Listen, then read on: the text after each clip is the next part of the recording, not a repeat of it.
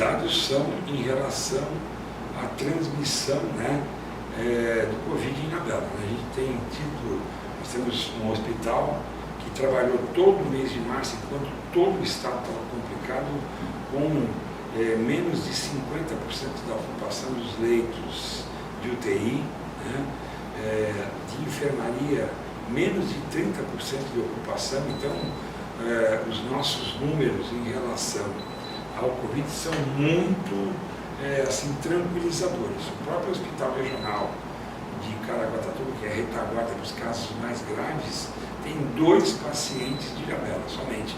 E nós não temos pacientes de Ilhabela em nenhum outro hospital da região. Se você comparar, por exemplo, não estou aqui, mas enfim, se comparar com Caraguatatuba tem 28 pacientes internados no Hospital Regional. São Sebastião 18, 20, Ubatuba 15, fora os internados dessas 3 cidades nos outros hospitais regionais da região. Então nós não temos nenhum. Então esses números mostram que a situação, em função de tudo que fizemos nesses 3 meses na questão do Covid, é de certa tranquilidade. É lógico que a gente cobra a utilização de máscaras, tudo, né, o cuidado com a higiene das mãos, o distanciamento na cidade. A gente está sendo implacável na questão desses rolês, dessas aglomerações, dessas festas. Nós interditamos casas, fizemos interdição de imóveis de aluguel que faziam festas. Então a gente tem atuado de forma firme, né? A gente investiu, por exemplo, no transporte público. Dobramos a disponibilização de ônibus nos horários de pico. E com isso, os passageiros de Ilhabela não andam de pé nos ônibus, diminui a aglomeração, aquele horário de volta, pela manhã ou de volta no final da tarde, que dava aglomeração, que gerava aquele vulco-vulco no ônibus cheio. Isso em Ilhabela não acontece já há 60 dias. E isso mostra o cuidado, as medidas que o governo tomou, né, que são eficazes e que diminuíram a transmissão dessa doença aqui na cidade.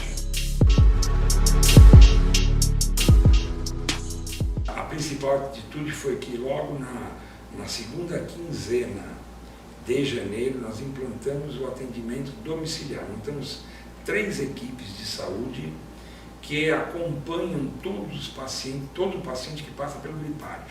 A gente passa pelo gripário, né, o médico faz o exame, né, colhe, quando está na data prevista, colhe o teste do SWAB, você aguarda, né, o resultado e acompanha o desenrolar da doença, se for positivo. E a gente faz esse acompanhamento domiciliar, ou seja, a gente não deixa os casos evoluírem sem a possibilidade de uma intervenção da equipe de saúde. Com isso, os casos não chegam a complicar, diminui a necessidade de internação no hospital, diminui a necessidade de intubação, de entrada na UTI. Então a gente faz um acompanhamento rigoroso, 3 equipes fazendo esse acompanhamento. A gente chegou a distribuir, a gente comprou uma quantidade enorme de oxímetros para fazer o acompanhamento da oxigenação dos pulmões. A gente tem os casos mais simples, a gente acompanha por telefone, disponibiliza o oxímetro para o morador e leva para casa. Se ele tiver discernimento, a gente constatou que ele consegue fazer isso, ele faz, vai passando, a gente vai monitorando 2 vezes por dia o paciente, e tudo isso acaba dando uma tranquilidade e uma possibilidade de intervenção, quando é necessário, mais rápido, que com certeza faz com que o problema não se complique, a doença não se complique.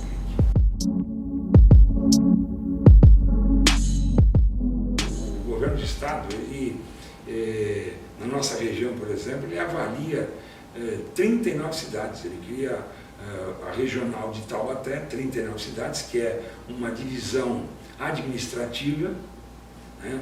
É uma divisão administrativa com cidades diferentes. Por exemplo, o litoral norte, ela é diferente do Vale do Paraíba, que é diferente da Serra da Mantiqueira.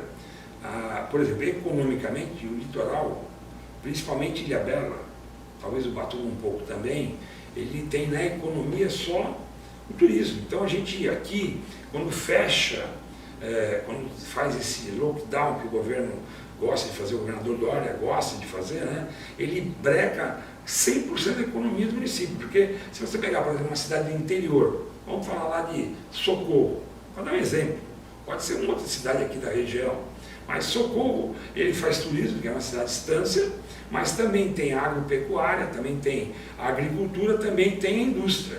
Então, quando você fecha a cidade, você só permite o funcionamento do comércio essencial, a indústria continua funcionando, a agricultura, a agropecuária, então a cidade não sofre tanto.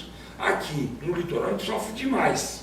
Agora, se a gente tem bons números, os nossos números são inclusive atestados pelo governo do Estado, pela Vigilância Sanitária do governo do Estado.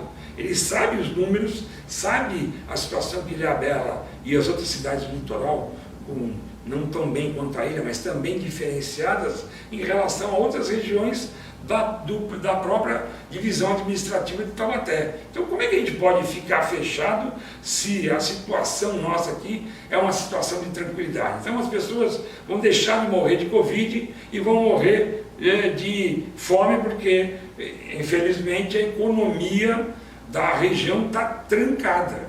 E o governo do Estado não faz uma ajuda, não tem um investimento do governo do Estado para ajudar esses comerciantes. A gente vê uma tentativa do governo federal fazendo alguma coisa e a responsabilidade cai toda nas costas do prefeito, e é a prefeitura que tem que fazer. Então a gente, por isso, flexibilizou, porque a gente tem números para poder flexibilizar, a gente mostra a situação que a cidade está e a necessidade da volta da economia para não matar a cidade de fome.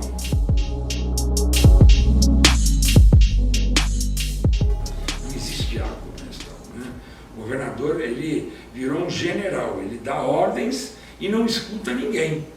A gente tenta mostrar, nós estamos com um caso aí que é o problema da vacinação, nós estamos aí com doses a menos de vacinação, nos queixando há 2 meses e não vem uma resposta, não vem uma atitude para resolver o problema. Então, infelizmente, o que a gente vê eles fazem lá no Palácio do Governo, dentro do gabinete, no ar-condicionado, eles tomam as medidas lá e mandam a determinação para as cidades, para os 645 municípios, de forma geral. Não existe diferenciação, todo mundo tem que estar na fase vermelha, porque assim eles decidiram lá no Palácio dos Bandeirantes. Eu acho que ele tem que avaliar os números. Ele tem que se dar o trabalho de avaliar os números, né? Isso é uma equipe muito grande. Eles podem fazer a avaliação desses números. São 645 municípios, não são 5 mil, não é nada, são 645 municípios. Isso aí está mostrando que a situação aqui nossa é diferenciada, e não é diferenciada nesta última semana. Nós estamos diferenciados desde o mês de fevereiro. Então nós estamos com as atitudes que a gente começou a tomar em janeiro, né, essa questão do acompanhamento precoce, né, tratamento precoce no domicílio, com a questão do transporte público, os nossos números são diferentes desde fevereiro. Então ele está mostrando, não é uma marcha daquela semana, nada disso. É um número que está presente e eles sabem, tanto que eles mostram isso nos gráficos que eles fazem análise, então eles têm esse número e eles podem fazer essa avaliação. Agora, é um capricho deles querer mostrar, vamos dizer assim, eles querem mostrar poder nesse momento, né? E infelizmente quem paga com isso é a sociedade, porque se a gente estiver trancado, as pessoas perdem o emprego. Eu converso com os contadores da cidade, porque o prefeito está perto do morador, né? A gente, quando fala quem é que está perto da população, é o prefeito, é a prefeitura. Não. Ninguém mora no estado, mora na cidade, né? Então a gente está perto da sociedade, a gente conversa, a gente está vendo o que está acontecendo na nossa cidade. Então eu estou conversando com os contadores da cidade, diversos empresários querendo fechar os seus negócios, porque não suportam mais esse tipo de atitude de trancar o seu comércio, porque teoricamente diz ele que isso não é essencial. Então, a gente sempre conversou muito, né? É que é o que eu te digo, né? Os nossos números são diferentes dos números das outras cidades, né? Eu entendo as atitudes do prefeito de Caraguá, de São Sebastião, da prefeita Flávia de Ubatuba, mas os nossos números são muito diferentes, né? A gente tomou atitudes lá em janeiro que os outros não tomaram, e com isso a gente pôde tomar essas atitudes, né? Foi uma atitude que está se mostrando correta, porque está mostrando nos números que a situação melhorou muito. Só para a gente falar em mortalidade, né? Ilhabela hoje é uma das cidades, se não uma cidade que tem a menor índice de mortalidade por Covid no Brasil. Em janeiro, nós tivemos 11 mortes, porque ainda era o reflexo do que foi feito em dezembro. Fevereiro caiu para 4, março 4, e graças a Deus, nós estamos aí hoje no dia 13 de abril, não teve uma morte.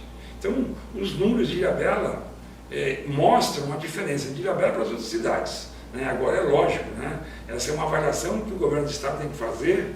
No dia de aliás, eu queria dizer que nós tomamos uma atitude agora no feriado prolongado de exigir do turista que vinha para Ilhabela a apresentação do PCR. Só entrava em Ilhabela quem tinha o PCR ou quem tinha sido vacinado nas duas doses, né? Além, lógico, dos moradores, quem tem casa aqui, é proprietário, esse entrava. Os entregadores, né? os entregadores de produtos também entravam. Agora, o turista para vir para Ilhabela tinha que ter o PCR, com no máximo 2 dias. Quer dizer, então, a gente tomou atitudes no sentido de controlar a cidade, e agora essa atitude está sendo todo final de semana, sexta, sábado, domingo, a gente faz esse controle na balsa, o que dá uma tranquilidade ainda maior, porque a gente sabe que aquele turista, se vier para Ilhabela, tem que vir com o teste negativo de PCR.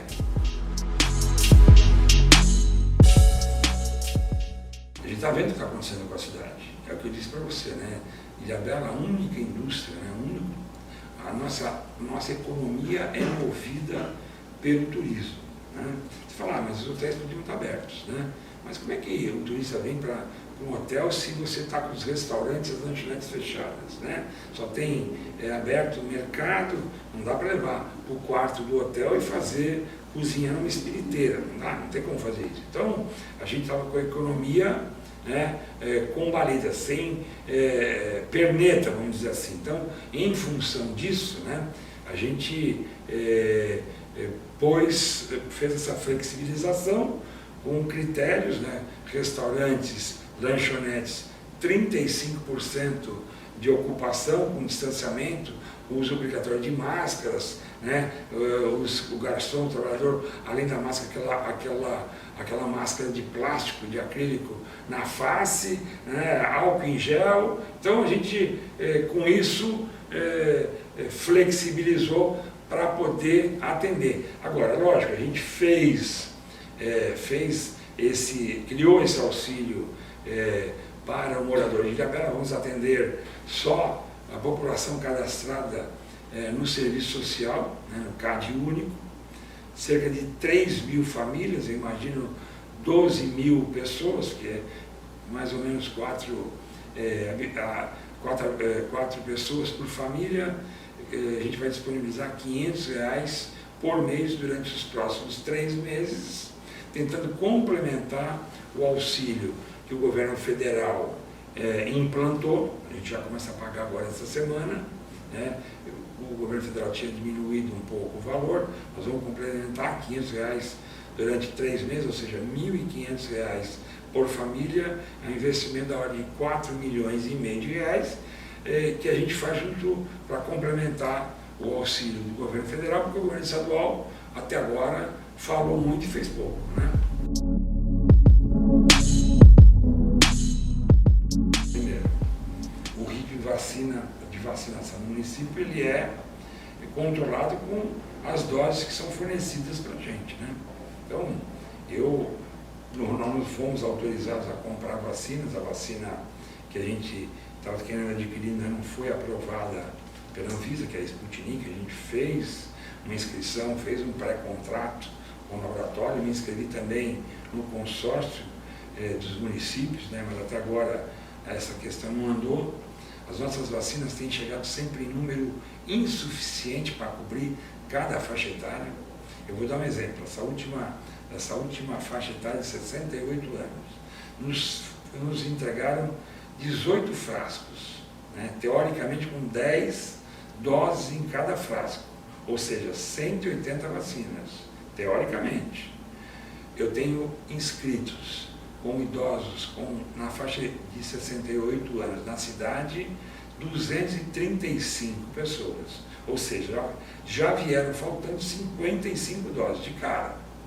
E aí teve problemas ainda, diversos frascos que foram repassados para o município, diversos, vieram com doses a menos, frascos com 8 doses e frascos com 9 doses, ou seja, o líquido a menos. Então, nem as 180 que teoricamente passaram, vieram, só no caso de 68 anos, eu dou um exemplo para 68 anos. Então, já vinham faltando 55, de repente você recebe um lote que deveria ter 180 vacinas, de repente vem 170 vacinas, então ao invés de faltar 55 vacinas para aquela faixa etária, passam a faltar 65. Isso tem sido uma prática desde o início.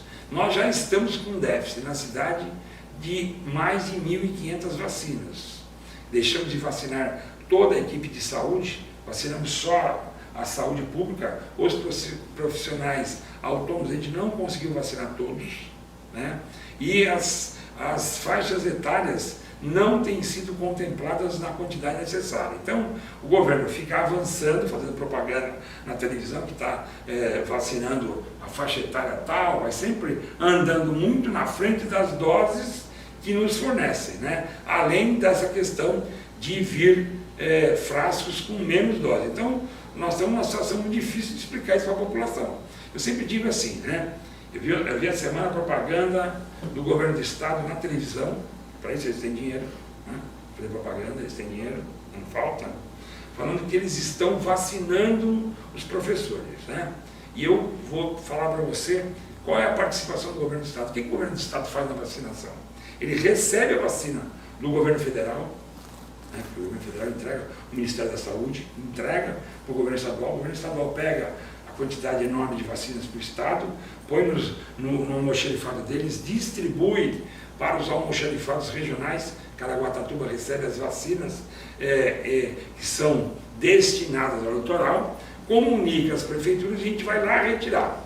Nós vamos lá com um veículo nosso, né, com motorista nosso, com gasolina nossa, levamos uma viatura da Polícia Militar da cidade, que no caso aqui é uma viatura do município, que ela paga, a viatura é comprada pelo município, abastecida pelo município, com policiais militares daquele programa de atividade delegada, ou seja, pago com dinheiro do município, traz a vacina para Ilhabela, né? A gente compra a seringa, compra a agulha, compra o algodão, compra o álcool, paga a enfermeira para fazer a vacina, que é feita na unidade de saúde do município, que o município mantém. Então quem faz a vacinação não é o Estado, quem faz a vacinação é o município. No máximo a gente pode falar da participação do Estado de pegar a vacina no Ministério e trazer até a região. Então a vacinação, na verdade, é uma atividade que é feita pelas prefeituras, pelos municípios. E aí eu vejo a propaganda na televisão dizendo que está vacinando os professores e, de novo, mandam professores não, desculpa, os funcionários da educação, porque não são só professores, é toda a equipe da educação, desde supervisores, APIs eles não consideram, assim, auxiliar de infância, eles não consideram. Então eles consideram lá um X deles, mandam as vacinas e depois fazem propaganda que são eles que estão vacinando. Então é assim que funciona a questão de vacinação. Propaganda eles fazem, mas atuar na vacinação eles não atuam. É só isso, é pegar a vacina, receber do Ministério da Saúde, que deve buscar talvez uma central do Ministério da Saúde, numa região central do estado, não sei onde é, e trazer até a região e falar: prefeitura, venham buscar aqui e façam todo o serviço. E a propaganda é essa, fazem propaganda na televisão, mas a atuação é mínima deles, né?